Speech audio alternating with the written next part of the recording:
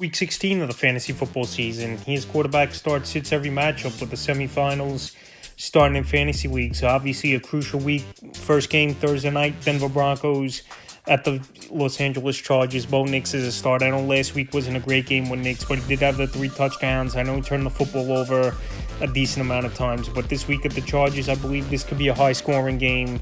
And Bo Nix, him and Cortland Sutton, they're locked in making plays, and he's made plays with his legs as well and going out there and putting up fantasy points. So this week, I think Nix bounces back after a mediocre game where the touchdowns bailed him out. He's a start. Justin Herbert, a borderline option. His numbers have definitely dropped off over the last few weeks since J.K. Dobbins went down with injury, and there's pretty much a non-existent running game for this Los Angeles Charger team. And on top of it, with a tough defense coming to town, Ladd McConkey hasn't been 100% as well over the last few weeks. It's just tough to 100% trust him this week is Herbert, so he's a borderline option. Houston Texans at the Kansas City Chiefs. C.J. Stroud is it. It's been a tough season in his sophomore year for C.J. Stroud. And I know Stephon Diggs, he's been out for the season, going back weeks ago already, obviously. And Nico Collins missed time. Full health, as healthy as this offense could be, besides the Diggs injury. The last couple weeks, the numbers really haven't been there for Stroud. This week, a tough matchup, Saturday ball game at Arrowhead, where we know their defense plays better at home than it does on the road,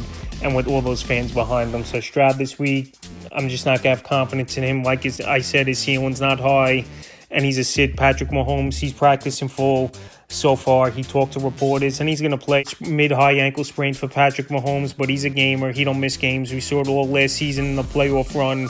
He played with a bad ankle to lead his team to victory and their 3rd Super Bowl championship with him as quarterback. So this week, he's a start Mahomes. To be honest, I think he plays better in pain than he does sometimes where he's healthy and ready to go. So Mahomes this week, I think he goes out there and has one of his better games of the season, even though I know the numbers haven't been great. Pittsburgh Steelers at the Baltimore Ravens. Russell Wilson is sit. I know his numbers have been up and down since he's been in there at starter, even though this Steelers team, they just find ways to win each and every week. But this is a tough division matchup at the Baltimore Ravens. George Pickens, we don't know 100% if he's going to play or not, coming off the hamstring injury. And like I said, Russell Wilson, his ceiling really hasn't been high, where he's maxing out 20, 22 fantasy points at most. Lamar Jackson, obviously, he's a top 2, top 3 option weekly in the MVP running. Once again, it's going to be him and Josh Allen, in my opinion. And he's been matchup proof, and with his playmaking and running ability weekly, he's having big ball games, especially the last 2 weeks. He's gone out there and put on some performances. New York Giants at the Atlanta Falcons. Tommy DeVito, Tim Boyle, Drew Lock. It doesn't matter who starts this game for this New York Giant team. None of these players are fantasy options. And I've said this in other videos. The only options on this Giant team for fantasy football right now is obviously Malik Neighbors and Tyrone Tracy. So all 3 of these quarterbacks, even in a decent matchup on paper, are sits. Michael Penix, he's getting the call in this one. Kirk Cousins, he struggled now over the last 5-6 weeks of the season. And this Falcon team, they've lost 4 out of 5. So now Penix, the number 8 overall pick in the NFL draft this season, he's coming in, and this is a big game where they're 7-7 on the season as Atlanta. So on his first start, I don't think I could trust him. I know they got good weapons, obviously Drake London, Darnell Mooney, Kyle Pitts, Bijan Robinson out of the backfield. But like I said, we have to see what Penix could do in his first career start, even in a great matchup versus the Giants. The New England Patriots at the Buffalo Bills. Drake May, he's a sit in this ball game. He hasn't done much over the last couple weeks. He's definitely showed some flashes, and he's got potential to be a good quarterback down the line, but this could be a game where they're trailing early and often, and I know they got to chase points, but this offense isn't built to play catch up and put points on the board early and often, and they just really need a true number 1 wide receiver is this Patriot team, where Drake May definitely could take the next step next season if they get him more help in the offense. But this week at Buffalo, he's a sit. Josh Allen, he's been playing out of this world the last 3 weeks, putting up crazy numbers, and he might have just won the MVP off those 3 games alone, the numbers he's putting up. So last week, another monster game. 2 weeks ago, 3 rushing touchdowns, 3 passing touchdowns, first play to ever do it. And this week in the matchup versus New England, I think he's going to put a big number on the board. Once again, Detroit Lions at the Chicago Bears. Jared Goff, he's a weekly start. Majority of his games where he's went off this season have been at home. But Jared Goff, when you're in an offense with St. Brown, Jameson Williams, Sam Laporta, who had a breakout game finally, and Jahmyr Gibbs, one of the more explosive backs out of the backfield and receiving the football, you're going to put up fantasy points and find your way into points. So this week in a matchup at the Bears where their defense isn't good, he's an easy start. Caleb Williams, he's a borderline option, holding on to the football too much this season. He's been sacked over 55 times already this year's Caleb Williams. And I know on paper, good weapons, DJ Moore, Keenan Allen, DeAndre Swift, Rome Odunze, but it just hasn't translated on the field. Where some weeks, no doubt about it, he's put up games, and then weeks he hasn't. But this is going to be another game, most likely, where they're trailing, have to play catch-up, where the game script's been like that for the last 4 or 5 weeks here for the Chicago Bear team. And going back to Thanksgiving, they could have came back and won that game, but with bad coaching and some missed throws down at the end of that game, it cost them that one. So Caleb Williams, like I said, he's not turning the football over, taking a lot of sacks, and he's missing some easy throws. Cleveland Browns at the Cincinnati Bengals. Dorian Thompson-Robinson, the starting out for this Cleveland Brown team. A lot of quarterback changes this week.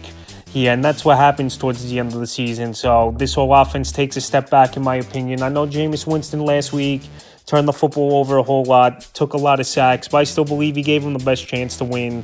But now this Brown team, they want to see what they got with the youngster Thompson-Robinson, where last season he did start, but this week, even in a good matchup on paper, I don't have trust in him. He's a sit. Joe Burrow, each and every week, he's locked in as a top 4 or 5 quarterback, 300 yards, 3 touchdowns. It seems like is the weekly line for Joe Burrow. And this week in a matchup versus a middle-of-the-pack to poor defense at Cleveland this week, he's an easy start. Tennessee Titans at the Indianapolis Colts. It looks like Mason Rudolph is going to get the call. Will Levis, he got benched in last week's game. He didn't do much for the majority of the season as well. He had a couple good games here and there as Levis, but only plays with fantasy value at Tony Pollard and Calvin Ridley. So even with Rudolph in the lineup, maybe it helps Ridley a little bit. But in terms of Rudolph going out there and being a viable option, obviously he's a sit. Anthony Richardson, a borderline option. It's been a tough second season for Anthony Richardson. He was benched a few weeks ago. Then he's been back in the starting lineup. And this Indianapolis Colts team, they're not going anywhere. Richardson, he was that 5th or 6th quarterback off the board, and he's been a major bust, no doubt about it. But this week, in the middle of the pack matchup versus Tennessee defense, that definitely gives up a lot of points. I give him a borderline option. Maybe he throws a couple TDs, or he just rushes for one of his better games of the year. Los Angeles Rams, I don't 100% trust them. Los Angeles Rams at the New York Jets, Matthew Stafford to start. I know last week it was a down game offensively for the Rams, but they went in there to San Francisco on Thursday night and won that ball game in bad weather conditions where it was raining a decent amount as well. So this week a matchup with the Jets, their defense isn't that good. And when you got wide receivers like Cooper Kupp, Puka Nacua, and Kyron Williams out of the backfield, it makes things easier, and this offense is rolling.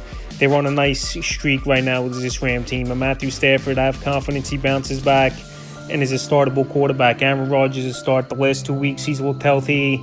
And last week, him and Davante Adams turned the clock back, where Adams went off for 9 for 198 and 2 touchdowns. So this week in a potential high-scoring game, and the Rams got to travel cross-country. I think both teams are going to put points on the board. And Rodgers is a start once again. Philadelphia Eagles at the Commanders. Jalen Hurts locked in weekly as a start. A lot of people, they were saying he's not passing the football well. He hasn't been accurate. And last week he went out there versus one of the better defenses in the league, and he put on a show with Jalen Hurts with a broken finger on his non-throwing hand. So Jalen Hurts, when he's motivated, we've seen at times him go out there and make plays, and even was questioning if him and A.J. Brown had some beef, but he put that all to rest where Brown went over 100 yards, found the end zone. Week, another decent matchup in another ball game here at the Commanders, where their defense hasn't been good, but this is a good in-division matchup for the NFC East. So Hurts, they've won 10 in a row. He still has to prove the doubt is wrong, and I believe once again he goes out there and it's a great game. Jaden Daniels, he's a start.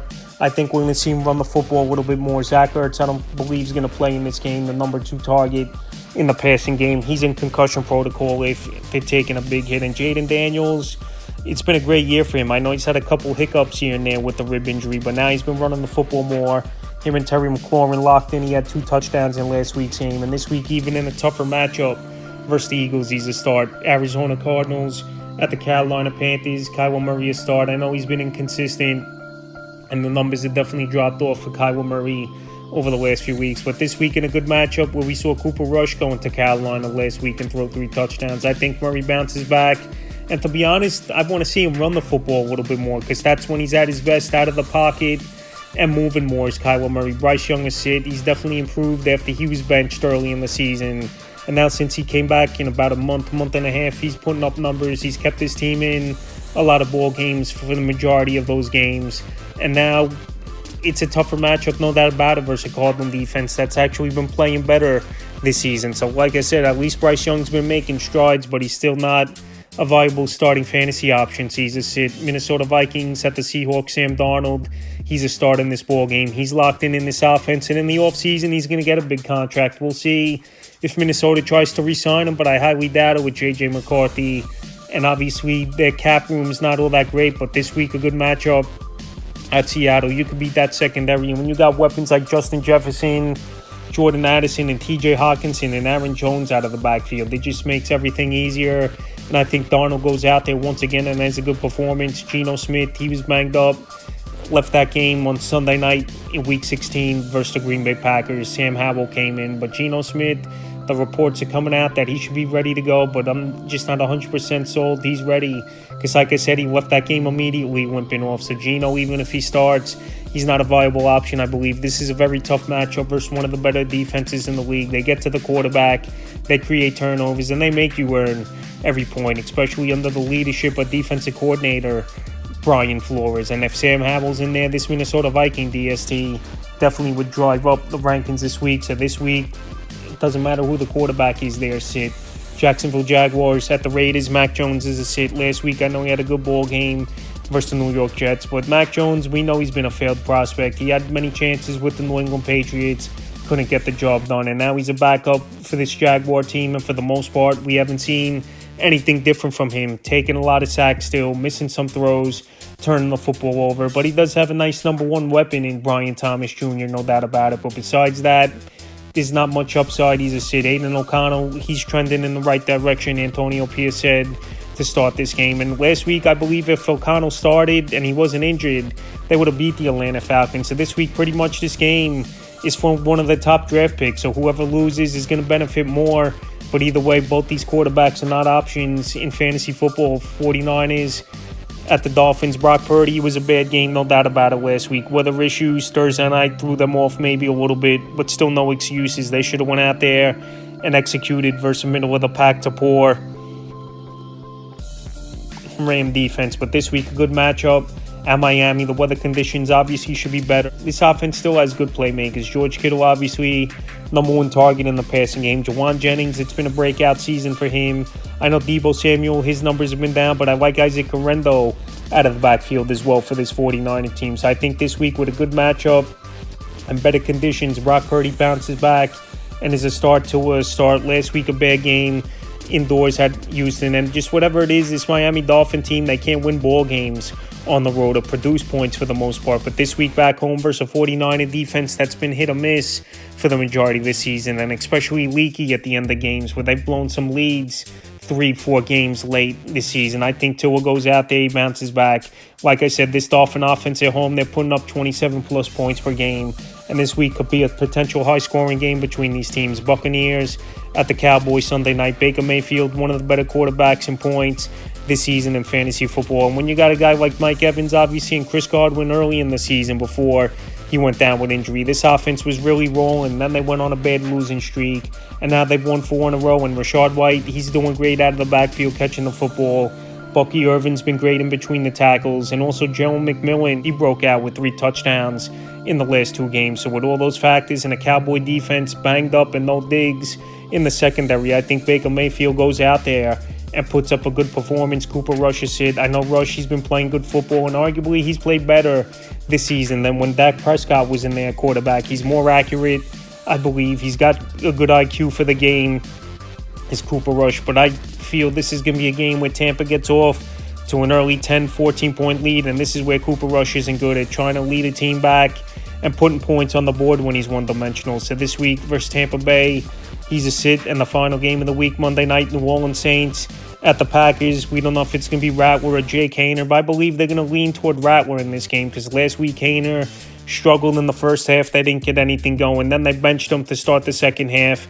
And Rattler, he almost led the comeback victory, losing 2019, where they went for 2 at the end to try to put the game away, and they couldn't convert. So either way, it doesn't matter what quarterback it is. This Green Bay Packer team, one of the better defensive units in the league. And we saw it last week in Seattle. They went in there and shut down one of the more high-powered offenses in the league. And Jordan Love, he's a start.